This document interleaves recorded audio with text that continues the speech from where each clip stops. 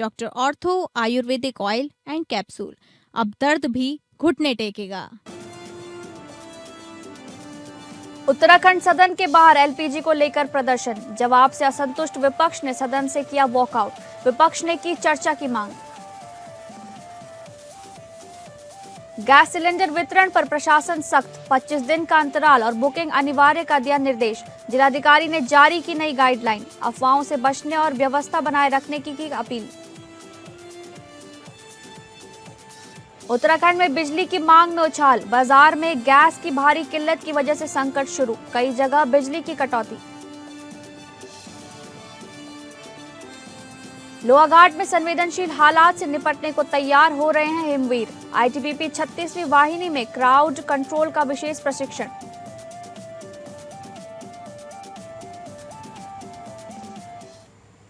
नमस्कार, आप सभी का स्वागत है उत्तराखंड न्यूज में। मैं हूं आपके साथ शालिनी राणा। शुरुआत करेंगे उत्तराखंड से जुड़ी खबरों की। भराड़ीसैंण विधानसभा में बजट सत्र के 5वें दिन एलपीजी पर हंगामा हुआ है। सीएम धामी सहित मंत्री विधायक सदन में पहुंच गए हैं। सत्र की शुरुआत हो गई है। वहीं रसोई गैस को लेकर कांग्रेसी विधानसभा की सीढ़ियों पर बैठे धरना दे रहे हैं।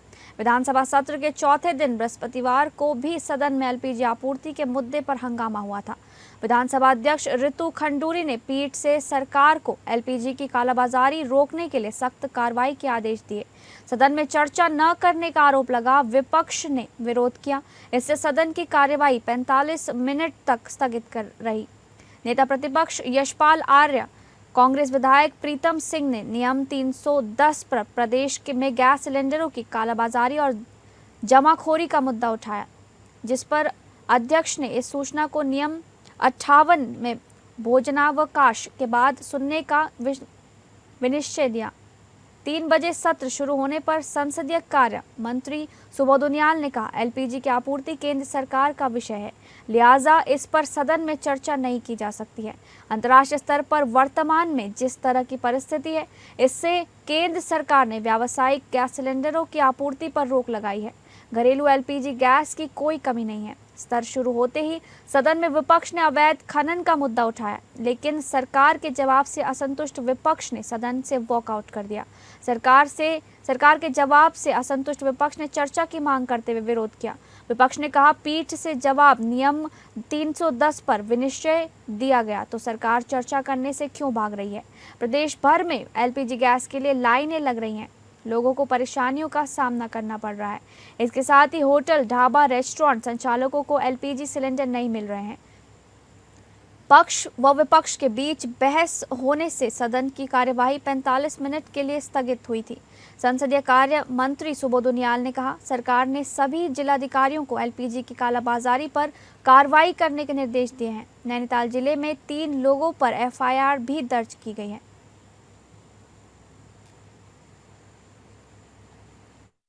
देखिए, अफवाहों पर हम सख्ती से काम कर रहे हैं और उत्तराखंड में कहीं पर भी कोई ऐसी दिक्कत नहीं है। सभी स्थितियों पर पूरी तरह से नज़र बनाए हुए हैं और कल मुख्य सचिव को मैंने निर्देश किया था। मैंने उनसे कहा था कि सारी समीक्षा पूरे राज्य की कर लें। कहीं पर भी कोई दिक्कत अभी नहीं है और आगे भी हम लोग भविष्य की दृष्टि से भी सभी पहलुओं पर ध्यान करते हुए लोगों को असुविधा न हो, कालाबाजारी न हो, किसी प्रकार से लोगों को दिक्कत का सामना न करना पड़े, उन सब पर काम कर रहे हैं। नहीं, जो भी चूंकि चुनौती केवल एक राज्य की और एक देश की नहीं है, पूरे विश्व की एक ये समस्या है, लेकिन भारत सरकार के स्तर पर पूरी तरह से इस पर ठीक प्रकार से वहां पर काम हो रहा है। सभी व्यवस्थाएं सुनिश्चित की जा रही है। उत्तराखंड विधानसभा के बजट सत्र के दौरान विपक्ष के रवैये पर पूर्व मंत्री अरविंद पांडे ने प्रतिक्रिया दी है। उन्होंने कहा कि विपक्ष का काम सरकार की आलोचना करना है। विधानसभा के अंदर तमाम मुद्दों पर चर्चा हुई, जिससे आम जनता को लाभ होगा। प्रदेश के विकास के लिए बजट पेश किया गया। उन्होंने कहा कि मुख्यमंत्री पुष्कर सिंह धामी ने राज्य के विकास और जन कल्याण के लिए सरकार की प्रतिबद्धता दोहराई है। राज्य के निर्माण के लिए शहीद हुए युवाओं के सपनों को साकार करना सरकार की प्राथमिकता है। सरकार युवाओं, महिलाओं और हर वर्ग के कल्याण के लिए कार्य कर रही है। विपक्ष सरकार के कामकाज से घबराया हुआ है। पूर्व मंत्री अरविंद पांडे ने यह भी कहा कि विपक्ष का काम है सरकार की आलोचना करना।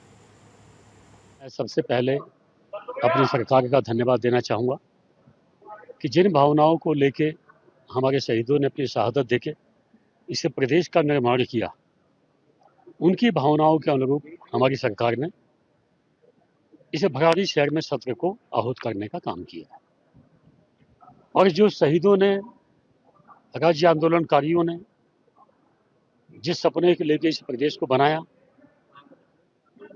हम लोग भी उनके साथी हैं। हम लोगों ने भी इस प्रदेश के निर्माण के लिए संघर्ष किया। ठीक उन्हीं कल्पनाओं को लेके आज यहाँ सत्र चल रहा है। चंपावत जनपद में घरेलू गैस की सुचारू आपूर्ति और वितरण व्यवस्था को पारदर्शी बनाए रखने के लिए जिला प्रशासन ने नई गाइडलाइन जारी की है।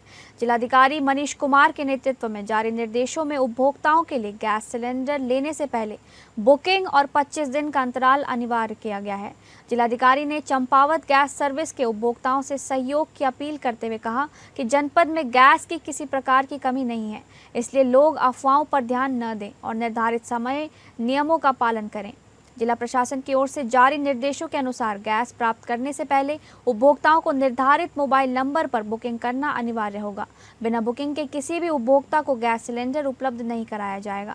बुकिंग सफल होने के बाद उपभोक्ता के पंजीकृत मोबाइल नंबर पर 6 अंकों का DAC कोड प्राप्त होगा। गैस सिलेंडर प्राप्त करते समय ये कोड दिखाना अनिवार्य होगा, अन्यथा सिलेंडर की डिलीवरी नहीं दी जाएगी। प्रशासन ने यह भी स्पष्ट किया है कि एक सिलेंडर लेने के बाद 25 दिन के अंतराल के बाद ही दूसरे सिलेंडर की बुकिंग की जा सकेगी। इससे पहले की गई बुकिंग मान्य नहीं होगी।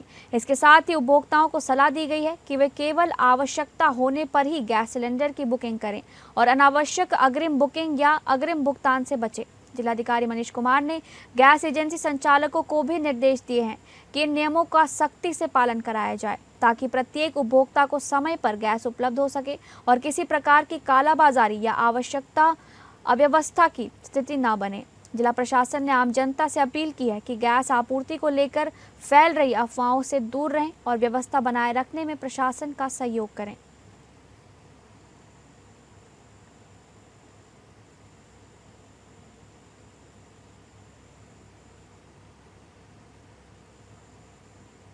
कांग्रेस ने आरोप लगाया है कि रानीखेत के तथाकथित न्यूज़ पोर्टल रानीखेत न्यूज़ द्वारा पार्टी को बदनाम करने के उद्देश्य से एक भ्रामक और तथ्यहीन समाचार प्रकाशित किया गया, जिसमें भिकियासैंण में महिला से दुराचार के मामले को जानबूझकर कांग्रेस नेता से जोड़कर प्रस्तुत किया गया। कांग्रेस का कहना है कि ये सरासर गलत, भ्रामक और दुर्भावनापूर्ण है, जिसका उद्देश्य पार्टी की छवि को धूमिल करना है। इस विरोध में रानीखेत कांग्रेस कमेटी द्वारा रानीखेत न्यूज़ पोर्टल और भाजपा का पुतला दहन कर कड़ा विरोध प्रदर्शन किया गया। कांग्रेस कार्यकर्ताओं ने रसोई गैस की किल्लत और लगातार बढ़ती कीमतों के लिए भी भाजपा सरकार को जिम्मेदार ठहराते हुए आड़े हाथों लिया। उन्होंने कहा कि एक तरफ कुछ मीडिया संस्थानों द्वारा रसोई गैस की किल्लत को नकारा जा रहा है, वहीं दूसरी तरफ गैस की बुकिंग को लेकर उपभोक्ताओं तक सिलेंडर उपलब्ध कराने की प्रक्रिया में गैस की कमी साफ तौर पर सामने आ रही है, जिससे आम जनता को भारी परेशानियों का सामना करना पड़ रहा है। कांग्रेस नेताओं ने कहा कि इस प्रकार की भ्रामक खबरें और जनता की समस्याओं की अनदेखी के कारण भाजपा सरकार को लेकर आम जनता में अविश्वास लगातार बढ़ता जा रहा है। जनता अब सरकार की नीतियों और दावों पर सवाल उठाने लगी है।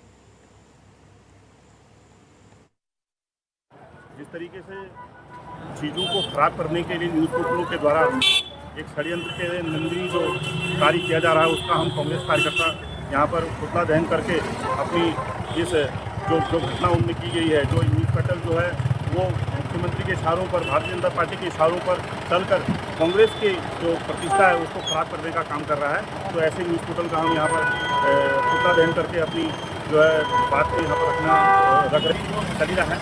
तो हम ये बताना चाह रहे हैं कि जिस तरीके से पूरे देश में जो है SST फाइल के मामले में मोदी जी का नाम आया है, अभी ये जो अभी चल रहा है मामला, ये युद्ध का जो मामला चल रहा है, उसमें भी जो हमारे देश की जो स्थिति है उसको जो है खराब करने का प्रयास किया जा रहा है। और लगातार जो है ये ईंधन के मामले में जो आम जो भारतीय नागरिक है वो परेशान है और लगातार जो है जिस तरीके से पैसे बढ़ाए जा रहे हैं। अंतर्राष्ट्रीय महिला दिवस के अवसर पर राष्ट्रीय महिला आयोग के अभियान महिला आयोग आपके द्वार के तहत विकास भवन सभागार में महिला जन सुनवाई कार्यक्रम आयोजित किया गया। कार्यक्रम की अध्यक्षता उत्तराखंड राज्य महिला आयोग के अध्यक्ष कुसुम कंडवाल ने की, जबकि आयोग की सदस्य किरण देवी भी विशेष रूप से मौजूद रहीं। जन सुनवाई के दौरान जनपद के विभिन्न क्षेत्रों से आई महिलाओं ने पारिवारिक विवाद, घरेलू हिंसा, भरण पोषण और सामाजिक योजनाओं से जुड़ी कुल 17 शिकायतें आयोग के समक्ष रखीं। इनमें उनमें से कई मामलों का मौके पर ही समाधान किया गया, जबकि गंभीर प्रकरणों को आगे की कार्रवाई के लिए आयोग मुख्यालय देहरादून भेजा गया। अध्यक्ष कुसुम कंडवाल ने संबंधित विभागीय अधिकारियों को निर्देश देते हुए कहा कि महिलाओं की समस्याओं का त्वरित, निष्पक्ष और संवेदनशीलता के साथ निस्तारण किया जाए। उन्होंने कहा कि महिला आयोग का उद्देश्य पूरी दूर दराज क्षेत्रों की महिलाओं तक पहुंचकर उन्हें न्याय दिलाना और आत्मनिर्भर बनाना है। उन्होंने मुख्यमंत्री पुष्कर सिंह धामी का आभार व्यक्त करते हुए कहा कि राज्य सरकार महिलाओं की समस्याओं के समाधान के लिए संवेदनशीलता के साथ कार्य कर रही है। उन्होंने अधिकारियों को निर्देश दिया कि असंगठित क्षेत्र की महिलाओं को जागरूक करने के लिए विशेष शिविर आयोजित कराए जाएं। जनसुनवाई के दौरान कई संवेदनशील मामले सामने आए। एक महिला ने अपने पति द्वारा वर्षों से घर न आने और संपर्क न करने की शिकायत दर्ज कराई, जिस पर अध्यक्ष ने पुलिस क्षेत्राधिकारी को तत्काल जांच के निर्देश दिए। वहीं एक विधवा महिला ने बच्चों के भरण पोषण की समस्या रखी, जिस पर जिला कार्यक्रम अधिकारी को स्पॉन्सरशिप योजना के तहत मदद दिलाने और सेवा योजन विभाग को प्रयाग पोर्टल के माध्यम से रोजगार उपलब्ध कराने के निर्देश दिए गए। कुछ महिलाओं ने घरेलू हिंसा से जुड़ी शिकायतें भी दर्ज कराई, जिन पर संबंधित महिलाओं को वन स्टॉप सेंटर में काउंसलिंग कराने और पुलिस को सख्त कार्रवाई के निर्देश दिए गए। इसके अलावा 2 पीड़ित महिलाओं को जिला विधिक सेवा प्राधिकरण के माध्यम से निःशुल्क अधिवक्ता उपलब्ध कराया गया। इस दौरान वन स्टॉप सेंटर की समीक्षा में प्रशासिका ऋतु सिंह ने बताया कि वर्ष 2019 से 2026 तक दर्ज 364 मामलों में से 337 का सफल निस्तारण किया जा चुका है, जबकि 27 मामले प्रक्रियाधीन है और 56 महिलाओं को आश्रय सुविधा प्रदान की गई है।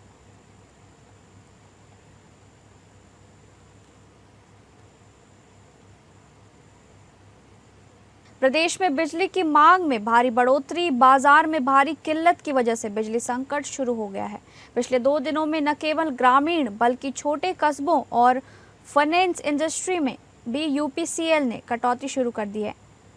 हालात यह है कि बाजार में भी यूपीसीएल को बिजली 10 रुपये प्रति यूनिट से कम नहीं मिल रही। प्रदेश में 1 मार्च को बिजली की मांग 3.8 करोड़ यूनिट थी। जैसे जैसे गर्मी बढ़ रही है, मांग भी तेजी से उछल रही है। बृहस्पतिवार को बिजली की मांग बढ़कर 4.5 करोड़ यूनिट तक पहुंच गई है। इसके सापेक्ष यूजेवीएनएल की बिजली केवल 90 लाख यूनिट मिल रही है, जबकि केंद्रीय पूल से 1.3 करोड़ यूनिट। कुल मिलाकर बिजली की उपलब्धता करीब 2.3 करोड़ यूनिट है। यूपीसीएल बाजार से करीब 70 लाख यूनिट खरीदने को मजबूर है।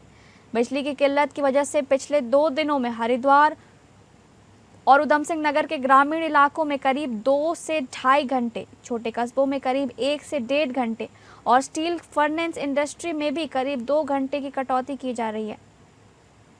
यूपीसीएल प्रबंधन के मुताबिक बाजार में बिजली की भारी किल्लत है। इंडियन एनर्जी एक्सचेंज में भी 10 रुपये प्रति यूनिट पर भी बिजली उपलब्ध नहीं हो पा रही है। इजराइल ईरान युद्ध के कारण गैस की कमी होने से गैस आधारित पावर प्लांट भी संकट में है। इस कारण यूपीसीएल के काशीपुर स्थित 214 मेगावाट का श्रावंती गामा कंपनी का बिजली उत्पादन भी बंद है।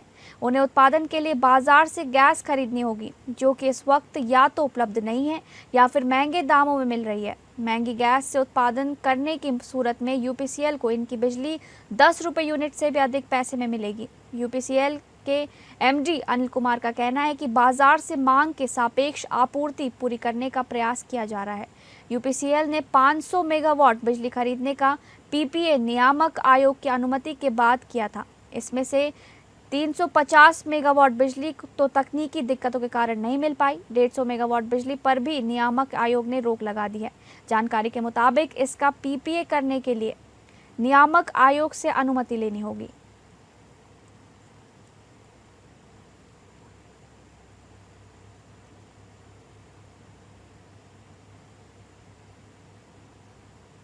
देहरादून के विकासनगर में सहसपुर पुलिस ने अवैध शराब तस्करी के खिलाफ बड़ी कार्रवाई की है।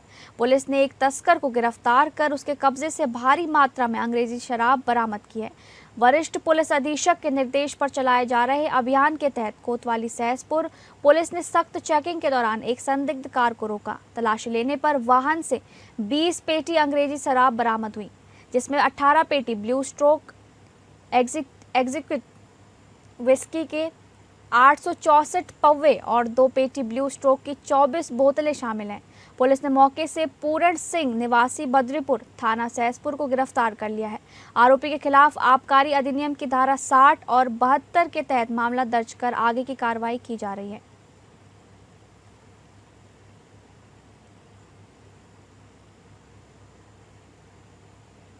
सीमांत क्षेत्रों में सुरक्षा व्यवस्था को और अधिक प्रभावी बनाने के उद्देश्य से लोहाघाट स्थित आईटीबीपी की 36वीं वाहिनी में हिमवीर जवानों को भीड़ नियंत्रण यानी कि क्राउड कंट्रोल का विशेष प्रशिक्षण दिया गया। छमनिया कैंप में आयोजित इस 2 दिवसीय प्रशिक्षण कार्यक्रम का आयोजन कमांडेंट संजय कुमार के निर्देशन में किया गया।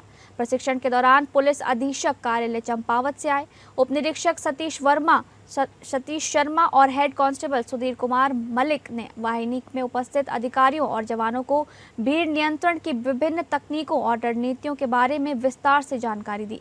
प्रशिक्षण में विशेष रूप से इस बात पर जोर दिया गया कि किसी भी आपात अथवा संवेदनशील परिस्थिति में भीड़ को शांतिपूर्वक और सुनियोजित ढंग से नियंत्रित करना कानून व्यवस्था बनाए रखने के लिए अत्यंत आवश्यक है।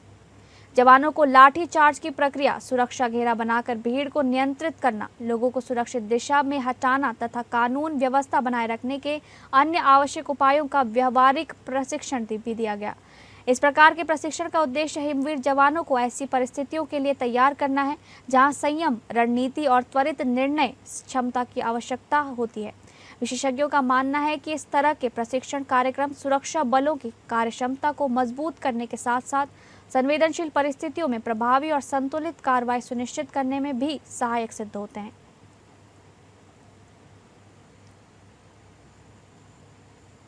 फिलहाल उत्तराखंड न्यूज में बस इतना ही। नमस्कार।